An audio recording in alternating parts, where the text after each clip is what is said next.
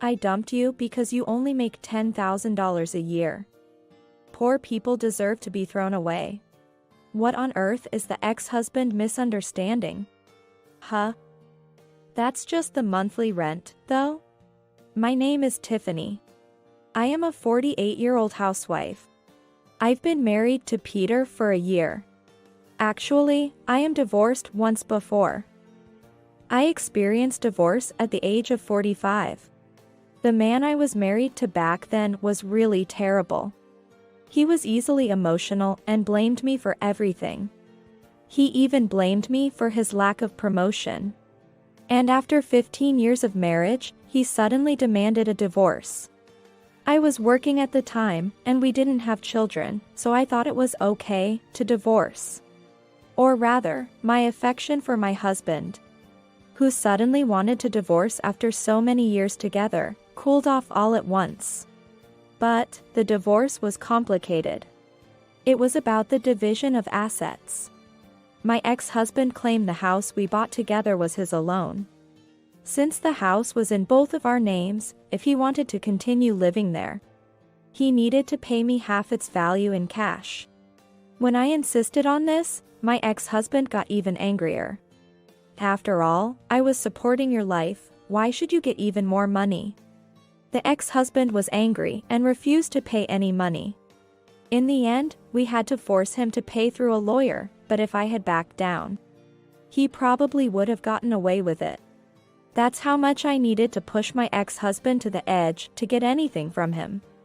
And when we separated, he insulted me like this. You money grubber. Don't leech off others when you can't even earn for yourself. I didn't understand what my ex-husband wanted to say, but I could tell he just wanted to insult me. I tried to ignore him, but after the divorce was finalized, he kept sending me emails, insulting me. Do you enjoy squeezing money out of me? You're just a washed-up old hag who'll be alone for the rest of her life. I'll find a new wife right away. Unlike you, I have financial power. That's the kind of emails my ex-husband sent me in large quantities.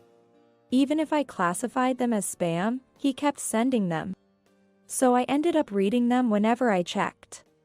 I was disgusted with myself for spending 15 years of my life married to such a petty man. I thought I had wasted so much of my life. Then, I changed my email address and the registration address for the services I had been using. Thanks to that, I no longer received harassing emails from my ex-husband. Now I can finally start a new life, I thought. And threw myself into work to forget about my ex-husband. I couldn't stand being looked down on by my ex-husband. So I turned my anger into motivation and worked hard. I was originally good with computers and worked as a web engineer at a company. Since working more at the company didn't significantly increase my salary, I started working as a self-employed web engineer as well. At first, I could only take on simple or low-paying jobs. But as my track record and skills were recognized, I started to receive more and more work. I had no days off, but I kept working hard because I wanted to prove my ex-husband wrong. I thought I couldn't stop this lifestyle until I was satisfied to a certain degree. So I worked as long as my body allowed me to. After about a year of living like this, I significantly increased my income. However, it seems I was working beyond my limits. One day, I felt dizzy and almost passed out. When I realized this was bad, I collapsed on the side of the road. Fortunately, it seems someone called an ambulance, and I was taken to the hospital for treatment. When I woke up, I saw my mother and father looking at me with worry. Tiffany. You've woken up. Mom. Dad. We were worried when we heard you suddenly collapsed. We thought you hadn't come home because you were busy. But then we got a call from the hospital. I thought my heart would stop. I'm sorry. I'm just glad you're okay. It's good that you didn't collapse at home. Yeah. The doctor said it was due to overwork. Is your job that demanding? If it's too much, we can complain to your company. No, it's not that. I've actually been moonlighting. And I've been working without any breaks. No wonder you've made yourself sick. You need to take better care of yourself. You're right, I'm sorry. After being scolded by my parents, I reflected on my actions. And then I was admitted for tests and observation for a couple of days. That's when I found out that my attending physician was Peter. How are you feeling? Oh, I'm okay. That's good to hear. You'll be able to go home soon. But please, don't overdo it. Yes. I'm sorry. Is there a reason you feel you have to overdo it? What? Oh, no, it just seems like my warnings go in one ear and out the other.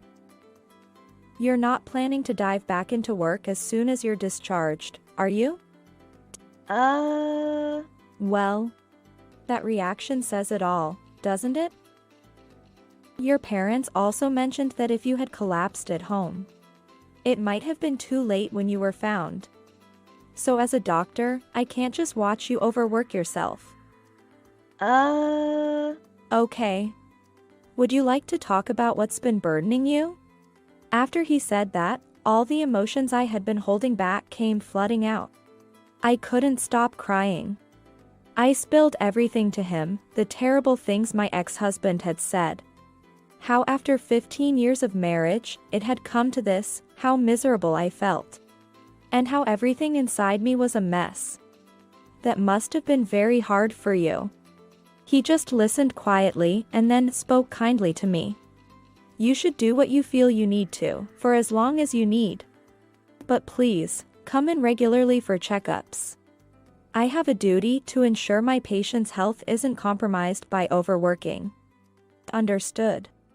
I promised him that and was discharged. I continued with my main job and my side job, but I didn't work as excessively as before. I didn't want to worry him. However, I wanted to see him, so I visited the hospital about twice a month. Each time, he listened to me with a smile and kindness, making me feel as if I were attending a counseling session. Talking to him always made my heart feel relaxed. Gradually, I could feel the wounds in my heart, inflicted by my ex-husband, beginning to heal. During consultations, he would also share personal stories about himself. He too had been married once, and his wife had passed away from an illness a few years ago. He was the type to work hard beyond his limits, which led to a serious illness. That's why he couldn't leave me alone. I was really down at the time, thinking, what kind of doctor am I if I couldn't even save my own wife? So, I made a resolution that I absolutely want to save everyone I come in contact with. I see. I felt admiration for his words and beliefs. Though he was 2 years younger than me, being a doctor with a high income in his mid-40s, you'd think he'd be more interested in playing around with women or buying expensive things rather than having such passionate beliefs. As if he were a young doctor just starting out. I was drawn to him. After starting to visit the hospital, I invited him out to dinner one day, thinking that our relationship wouldn't progress from patient and doctor unless I made a move. I was incredibly nervous, but he happily accepted my dinner invitation. It was our first time meeting privately, and we had a wonderful time. He was very interesting to talk to, and being of the same generation, we had a lot in common. After that, he started inviting me out for meals and dates. And so, we began dating. I was happy to learn that love could start at any age. My time with him was truly joyful. I was happy just being with him. My parents were surprised, but very pleased to hear I had started dating the doctor from that time. I'm looking forward to hearing wedding news. No, it's too early to tell anything like that. My mother's sudden remark made me respond shyly. But I thought it would be wonderful if I could marry him. As our relationship continued for about a year, he proposed to me. I believe our meeting was fate. I want to spend the rest of my life with you. Will you marry me? Yes. Please take care of me. I was overjoyed to be proposed to. He became the person I loved the most out of anyone I had ever dated. I was happy to be getting married to such a person. It was great to be able to remarry at this age. My parents were very relieved. His parents were also very kind and good people, and they blessed our marriage. As a married couple, our life together was truly joyful and happy.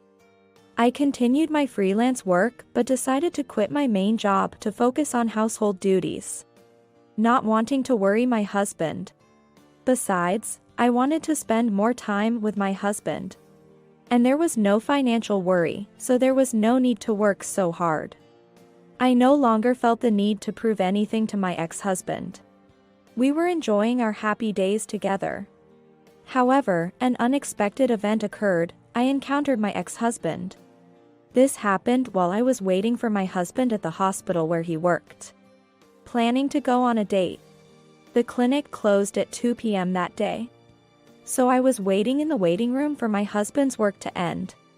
The hospital where my husband worked was a large university hospital. So sitting among the patients did not cause any inconvenience. The reception staff already knew about my relationship with my husband, so they didn't mind me waiting. I was reading my favorite novel while waiting for him when suddenly someone called out to me. "Huh? Tiffany, isn't it?" I looked up at the sound of my name, and there was my ex-husband, Eric. Eric. What unfortunate luck to encounter my ex-husband here. And beside him stood a young woman in her 20s. They were arm in arm, but they didn't seem well matched at all. It looked more like a middle-aged man flaunting his wealth with a young hostess. "You still have that unlucky look, huh? You still have that annoying face, I see." I never wanted to meet my ex-husband again, but since we had run into each other, I thought I might as well provoke him as much as possible. "Huh? Who do you think you are? Don't get cocky just because I dumped you." He glared at me with a look of utter disdain. "I dumped you because you were making just $10,000 a year. I bet you're still living a poor life on a yearly salary of $10,000, right? And now you have to come to a hospital like this? How pathetic. Your life is over. Unlike you, I've got myself a cute girlfriend, and I'm living happy days." He put his hand around the waist of the woman beside him. "Poor people deserve to be dumped, right?" The woman with him seemed utterly convinced she had bested me, basking in a sense of superiority. What on earth is my ex-husband misunderstanding? I'm earning far more now than he ever did. "Huh? That's just my monthly rent, you know?" "What?" My ex-husband's eyes widened at my comment. But he quickly smirked and insulted me again. Nah. That's gotta be a lie. If you're going to lie, at least make it a believable one. That's just too sad. The woman laughed along with my ex-husband. Birds of a feather flock together, it seems. It's fine if you don't believe me. As I said this, the woman next to my ex-husband pointed at my necklace, looking surprised. "Wait, isn't that a super expensive necklace? Oh, you noticed? Well spotted." I took the necklace in hand to show it more clearly to the woman. "Wow. It's real. Is it really that expensive?" he asked the woman with a skeptical look. The woman excitedly said, "This is worth at least $20,000. "What, $20,000? How come you have something so expensive?" "I make quite a lot as a self-employed engineer. That's why I can afford to live in a place with a rent of $10,000 a month." "What? But you, who used to make just $10,000 a year. You know, when we were married, you wanted me to limit my income to qualify for spousal deduction. I could have worked more. But you insisted I not neglect my duties as a housewife, forcibly limiting me." "What? No way, he's that kind of man? Domineering much?" The woman quickly distanced herself from my ex-husband's side.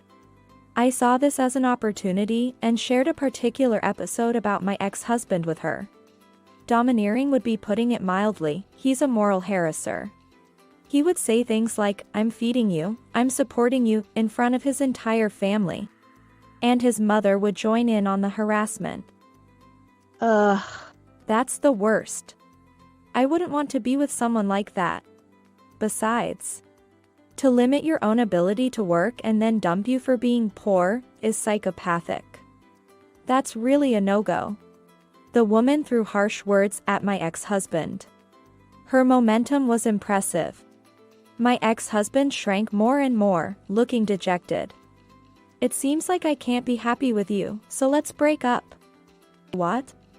After saying that, the woman left the hospital on her own. Hey, this is your fault. Huh?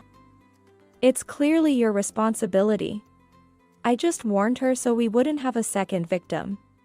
Besides, you're the one who started talking to me. It's all your own doing. Shut up. You flaunting your wealth, there's got to be some trick to it, like winning the lottery. You're still inferior to me. He shouted that. This is a hospital, keep it down. Even though I told him to be quiet, my ex-husband wouldn't listen. Don't tell me what to do. But as soon as my ex-husband said that, my husband appeared. I'm sorry, but this is a hospital. Could you please keep it down? My ex-husband was taken aback when addressed by the doctor. Oh. Sorry, doctor. But, you see, I got involved in a little trouble. Trouble, you say? Yeah. This woman started bothering me. Really, some women. My ex-husband tried to shift the blame of the commotion onto me. Some woman, you say? Indeed, she can be overly dedicated to her work. Has exceptional abilities, but sometimes misses the obvious. And is quite the unique woman, isn't she? What? My ex-husband was surprised to hear the doctor start talking like that. You seem to know a lot about her. Well, she is my beloved wife. What? Wife. She was waiting for me to finish work. Then, the receptionist told me my wife was being bothered by a strange man. And who might you be? Do you have any business with my precious wife?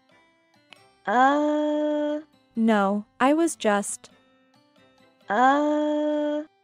Peter, this is my ex-husband. The moral harasser. Even after divorce, you tried to continue your harassment towards your ex-wife? You're quite persistent. I was just... It seemed that at this point, my ex-husband finally realized that the eyes of everyone in the waiting room were focused on him. What? I haven't done anything. If that's the case, could you please leave promptly? And never appear in front of my wife again. I just happened to see her. Shall we call the police? No, please. I'll leave. Saying that, my ex-husband hurriedly left the hospital. His departure was so uncool that I felt a great sense of relief. It was good to let him know, in no uncertain terms, that I was much happier. But all of that didn't matter to me anymore. Being able to spend time with my current husband was the greatest happiness of all. I was also glad and impressed that my husband had chased my ex-husband away from me. Later on, I heard about my ex-husband from a mutual friend. Apparently, he had racked up a significant amount of debt trying to support the hostess who was with him. And after she left him, he was stuck with a huge debt. As a result, he is now a divorced, debt-ridden man in his late 40s, a rather pitiful status. Well, it's really just desserts and truly serves him right. On the other hand, I continue to spend happy days with my husband, who cherishes me the most. I look forward to creating many more joyful memories with my husband in the future.